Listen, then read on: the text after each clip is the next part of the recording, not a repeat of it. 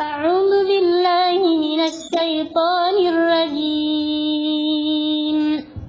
لن تنالوا البر حتى تنفقوا مما تحبون وما تنفقوا من شيء فإن الله به عليم. كل الطعام كان حلا لبني إسرائيل إلا ما حرم إسرائيل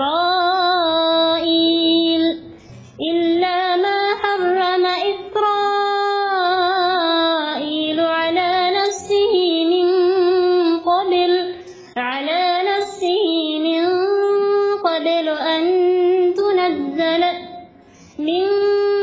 قبل أن تنزل التوراة. قل فأتوا بالتوراة فاتلوها إن كنتم صادقين. فمن افترى على الله الكذب من بعد ذلك فأولئك هم الظالمون. قل صدق الله. فاتبعوا ملة إبراهيم حنيفا وما كان من المشركين. إن أول بيت وضع للناس للذي ببكة مباركا وهدى للعالمين. فيه آيات بينات مقام إبراهيم ومن دخله كان آمنا. ولله على الناس حج البيت من استطاع إليه سبيلا ومن كفر فإن الله غني عن العالمين. قل يا أهل الكتاب لم تكفرون بآيات الله والله شهيد على ما تعملون.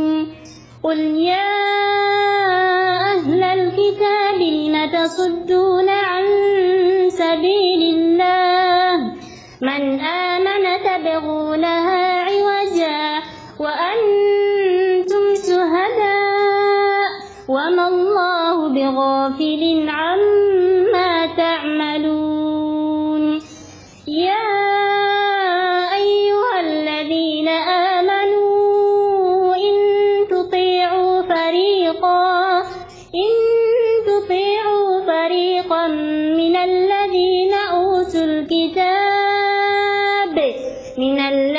أوتوا الكتاب يردوكم بعد إيمانكم كافرين. وكيف تكفرون وأنتم تتلى عليكم آيات الله وفيكم رسوله. ومن يعتصم بالله فقد هدي إلى صراط مستقيم. يا أيها الذين آمنوا اتقوا الله حق تقاته ولا تموتن إلا وأنتم مسلمون. واعتصموا بحبل الله جميعا ولا تفرقوا. واذكروا نعمة الله عليكم إذ كنتم أعداء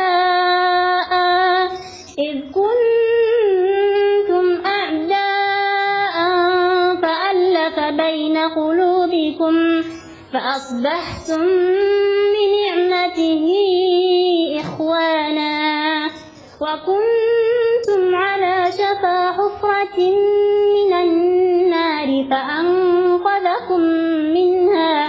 كذلك يبين الله لكم آياته لعلكم تهتدون.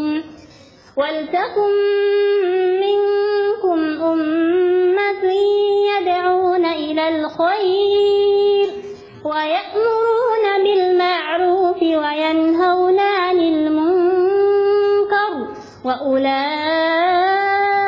هم المفلحون. ولا تكونوا كالذين تفرقوا واختلفوا من بعد ما جاءهم البينات وأولئك لهم عذاب عظيم. يوم تبيض وجوه وتسود وجوه فأما الذين اسودت وجوههم أكفرتم بعد إيمانكم فذوقوا العذاب بما كنتم تكفرون. وأما الذين ابيضت وجوههم ففي رحمة الله هم فيها خالدون. تلك آيات الله نتلوها عليك بالحق وما الله يريد ظلما